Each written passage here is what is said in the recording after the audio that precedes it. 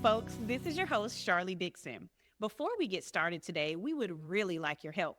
Please rate and review our podcast with 5 stars and make sure to share it with a friend. By spreading the word, you help us grow and reach more people, allowing others to discover the valuable insights shared in each episode. Thank you so much for being an important part of the Behavioral Health Today community.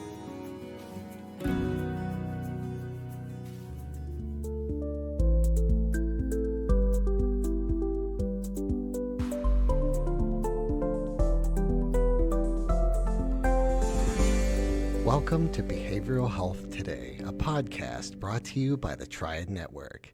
This podcast is designed to share trending topics occurring within the world and our communities and bring them a behavioral and mental health perspective. Well, welcome to Behavioral Health Today. I am your host, Peter Fenger, and I'm joined by my friend and co-host, Sharlee Dixon. Hey, Sharlee. Hey, Peter. How you doing? I'm doing well. Well, today you're listening to our BHT Bytes, our shorter, focused series where we unpack trending topics shaping behavioral health landscape. One of the things listeners might not know about is oftentimes behind the scenes, Sharlee and I are talking about the intersections of our work and TV and movies that we watch, especially about how mental health is portrayed in film and TV and music. I think as we sort of talk about this stuff, you and I have sort of seen a rise in popularity in mental health, or maybe portrayal of mental health in more of like an empathetic or a human way of storytelling.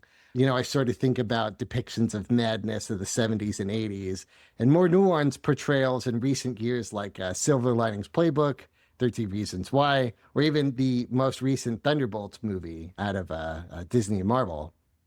We see that media is sort of evolving, and it's going fast as well. While the increased visibility has been largely positive, I want to talk about maybe the unintended side effects. I'm talking about over-pathologizing everyday emotions, or turning diagnoses into identities, and even how awareness doesn't always equal accuracy. So I guess my question today, and my sort of setting it up, is I'd like to ask what happens when mental wellness becomes mainstream? I know that awareness of mental health and general wellness has been growing, and I know that COVID did even more and further pushed some of the immense wave of mental health that we've seen in advocacy. As a whole, our cultural awareness of mental health has grown, and it only makes sense that the conversation has bled into the media that we've ingested. To sort of set up how we see this change in media is that when there's enough audience interest where producers will put money behind these type of stories, we see social topics. I think of maybe queer films of the 80s and 90s to what we have today of dramas and comedies around the gay experience are mainstream.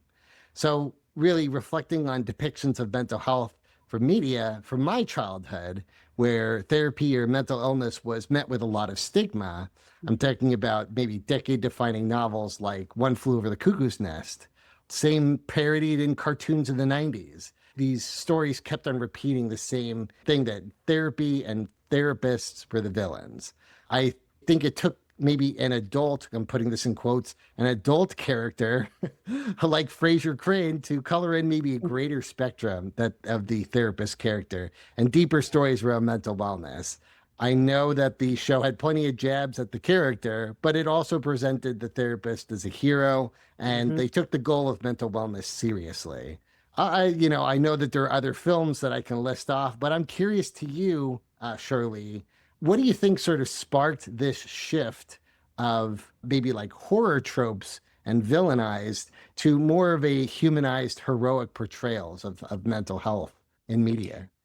Honestly, Peter, I think it just seeing it more often. And you mentioned earlier, like with COVID, we were all just kind of sitting at home, spending more and more time thinking about things and spending more times on social media like TikTok or Instagram, creating these videos, really talking to ourselves, but talking to each other about the things that we were experiencing and really recognizing how we actually felt about things and starting to really address those mental health concerns. So I think it took it a step further from just these types of negative things that we see in, TV shows and things that were meant to maybe be funny or were the extreme of certain mental health illnesses to more of an everyday, like, wait a minute, I Yes. feel those things too. Like it Yes. took away a lot of the stigma and a lot of the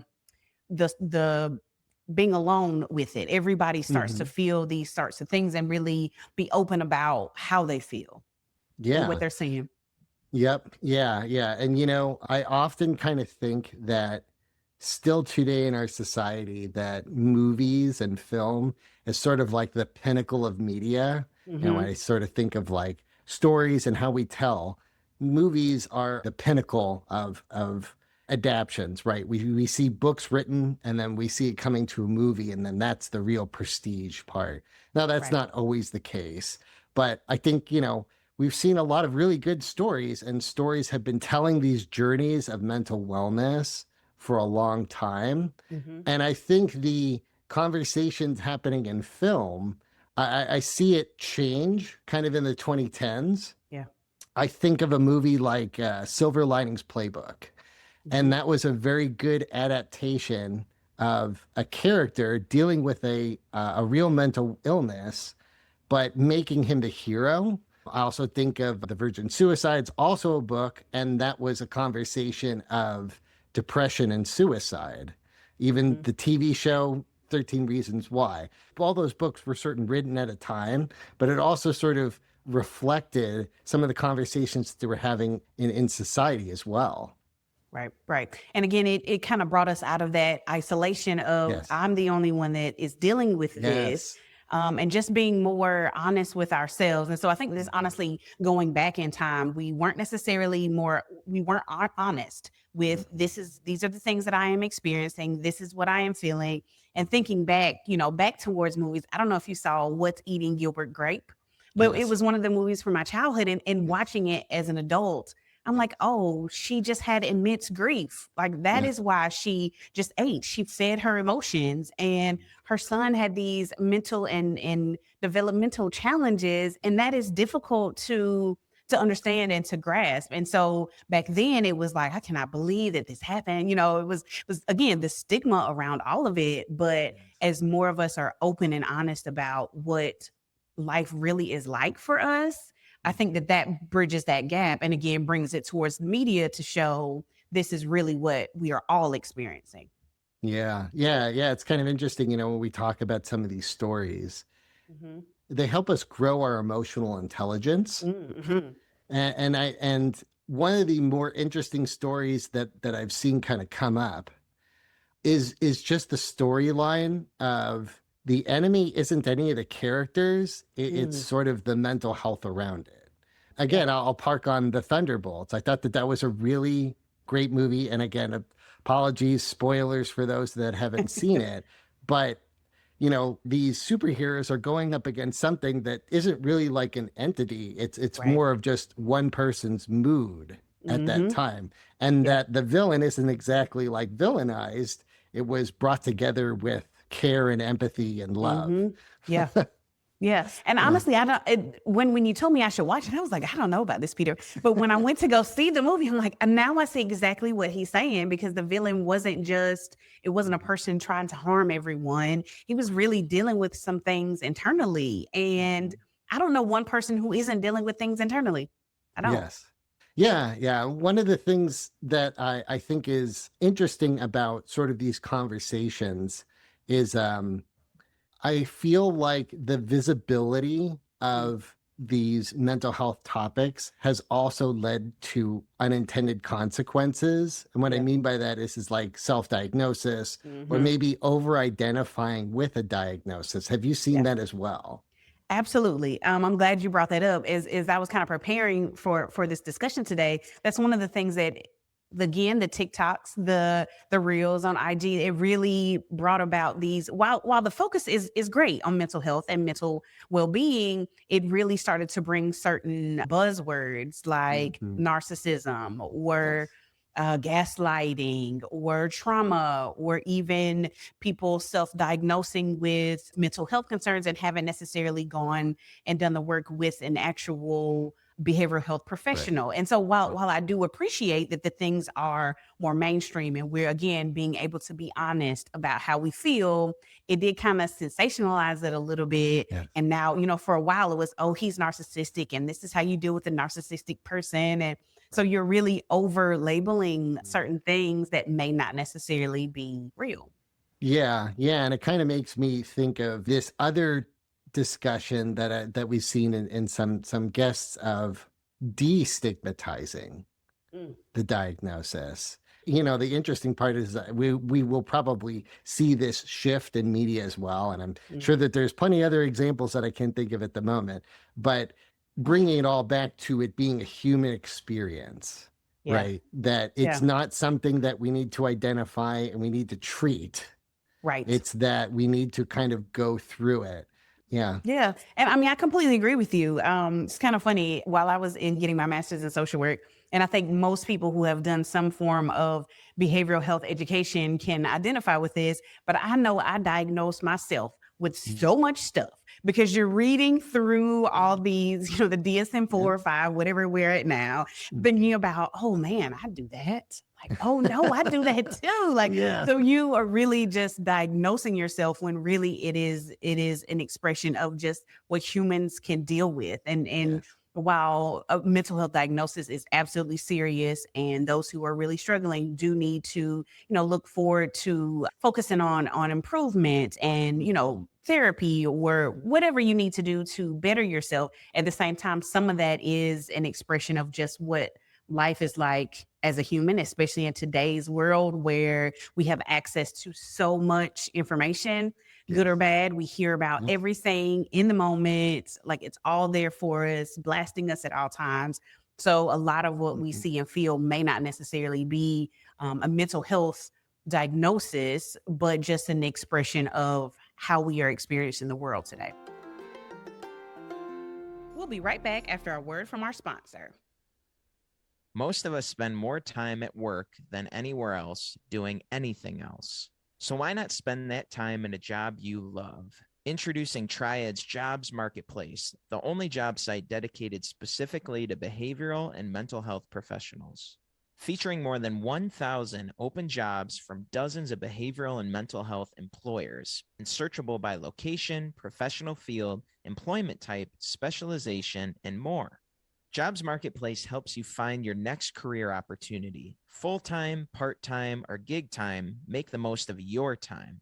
To access Jobs Marketplace, register for your free professional account at hellotriad.com/BHT.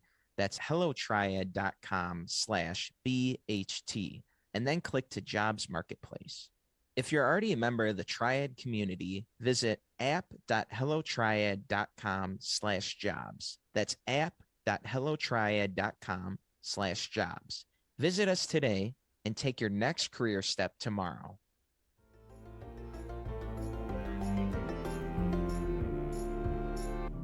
Yeah, absolutely. And I think that that's maybe some of the limitations to this kind of storytelling, right? When we think of the hero's arc, they have to be kind of specific and almost extreme in certain ways in order to sort of communicate those emotions.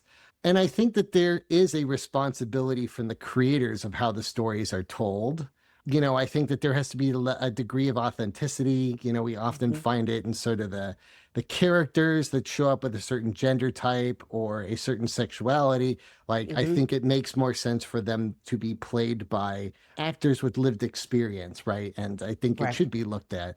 But I also see some ethics around this. I kind of see it in some of the context that we present old or older media. It'll be some sort of context at the beginning of the film that says, hey, this was made at a different time where we didn't necessarily have the knowledge, but understand that these are just older tropes and you're going to be seeing it in this media. I think that that's responsible of how we sort of portray those things. What are your thoughts on creators and their responsibility, in telling these stories? I do think that there is a certain level of responsibility that creators and writers have to this, not just to give it some level of authenticity, because again, this is the human experience, but then even within that human experience, sometimes it can be overstated to give the right idea that fits that for the movie. And so I do think that I don't know if it needs to be some type of trigger warning, in quotations, or in addition to the parental advisories in the beginning, just and where it usually says mild violence, maybe it can say mental health concerns addressed or that type of thing, so that it is something that you are aware of going into it. Because again, I knew about Thunderbolts because you told me, but I would not have known otherwise. I feel like I needed to be prepared for that going into it. Yeah. And I think that there'll be creative ways for folks to maybe present, I don't know if warning is the right way, but context around that. Yeah. I also think like history is reflected well on those that do the work. I think of how old media is being, I don't know, archived and podcasts and stuff like that. And people that will do deeper dives on, TV shows, they're like, oh, they're actually speaking, Japanese in this cartoon. And they took the time to find legitimate actors. And that was a different time. Like, I think those efforts are reflected well as we go through history. And it's sort of like the building blocks that we have today that show really strong ways of showing cultural authenticity when those things are handled. Absolutely. So I want to ask you, from a point of view as a social worker, is there a type of character that you wish that you had seen in media when it comes to mental health, maybe that you don't quite see yet, but you feel like could resonate? That's an interesting question, because there are bits and pieces of lots of movies that show almost every, I'd say, mental health concern or issue. But these days, now that I'm working more with older folks and I am seeing people in advanced age, who are experiencing more issues with dementia. And so while that's not necessarily a specific mental health diagnosis alone, there are lots of other health things that come with it. I was not, and am still not really, prepared to handle all of the emotional things that come along with dementia, Alzheimer's, and not just the person experiencing it, but their caregivers or their family members or their child. I just had a situation today where a daughter, her mom lives in a assisted living facility, has advanced dementia. She's on dialysis, but she found out that she has these other health concerns. Mom doesn't really understand what's happening to her, and daughter is trying to figure out what she does now. And so it would be nice to kind of see what that looks like portrayed in film and TV shows, to really see, how do people make those types of choices? What types of questions do you ask yourself? And even though that person, is experiencing dementia or Alzheimer's disorder, how do we work with them through that? They have moments of clarity and moments of, extreme confusion. What does that look like in between? How do we navigate those things? So it would be nice to see that portrayed, in the media, for sure. Yeah, no, that's an excellent example. I mean, I didn't have one in mind, but I was just curious on your own opinion. That is an excellent example. I do think maybe even leaning more into just that age group. Like, I think of a movie like, I don't know if you've seen this one, Velma. It's essentially like a heist movie, but for people that are in their 80s. And I just thought it was so unique. Not only is the actress and the actors in that movie incredibly talented, even at their age at 80, but it just presents a different perspective of life, of people that are, living within a care facility and still trying to maintain their independence. I just thought it's not really a story that I see. And, you're highlighting a really good one about, people living with dementia and the family dynamic that sort of goes into it. So I think you've hit on a very good age group. I mean, and, you kind of think of, how people work when you get that age, you should be, retiring, and maybe that still exists within film, right? When you hit a certain age, you're supposed to step out of the limelight.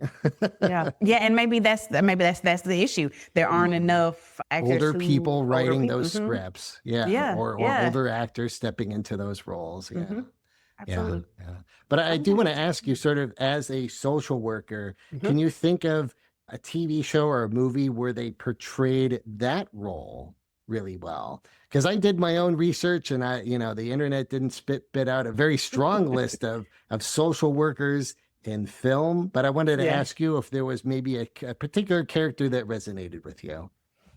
As a social worker, I've actually seen a couple. One of them was the TV series you told me about, The Pits.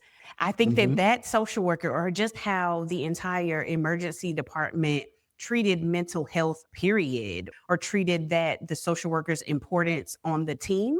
I see it now in a health setting, but I can be honest, and not in all settings that I've ever worked in was my opinion as a social worker very important. And so to see it portrayed on this TV show, and for her, or for just that social worker role to be of such importance, and see the value that she brought to not just the patients' lives, but to the staff's lives, because she was also talking with them about how things were going with them. Like, she remembered negative things that had happened to characters. Like, is there something I can do for you? And that is really what, in my experiences and in what I try to be as a social worker, like, we really just try to help people throughout their lives and just try to help them make it. So I'd say The Pit is a perfect example of that. Yeah. I know when I had seen that and we first talked about it, I thought it was a great addition to sort of that dynamic in the cast. But I also understand, and I think it kind of rings true, but the social worker role was anytime that they had somebody that was falling through the gaps, they were the solution. They're like, I have plenty of other patients to deal with. Take this person who is in need of psychiatric medicine, and you take care of it. And I mean, then there was like no follow-up. They didn't get any sort of arc. They were just a character to solve the problem. And anytime that they needed to pawn somebody off, where it was like, we need to contact Child Protective Services, or we need to figure out somebody's insurance, they were the problem solver. And honestly, that is really, like, in all of the areas that I've worked in, from being Child Protective Services worker to working in public school system in multiple different states, to right now working in the medical field, that is really what it's like. If something goes wrong, can you get Dixon? Something is happening. Go get Sharlee, because I don't know what I'm supposed to do with this. One of my coworkers actually calls me Olivia from SVU, Law and Order, because she feels like I do all the investigating and then I figure it out and I fix it and then it's over. So in her mind, I am Olivia. I like it. It's a nice nickname and well earned. Yes, thank you. Well, we've seen mental health has found a louder and more visible place in cultural stories, and that's worth celebrating. But any narrative shift, it comes with growing pains. We talk about misrepresentation, over-identification. The line between awareness and accuracy can get sort of blurry. But my hope is that pop culture will continue to move deeper, more honest portrayals, ones that reflect both the challenges and the resilience of those living with mental health conditions. Because in the end, recovery, support, and identity are all more complex than any single episode or movie can capture. So thank you very much for joining us on today's episode of BHT Bytes, and we hope to see you next time on Behavioral Health Today. We appreciate all the support from our community, and if you like our show, one of the best ways you can support it is by giving us a 5-star rating and leaving a review. Behavioral Health Today is a podcast part of the Tried Behavioral Health Network, all rights reserved.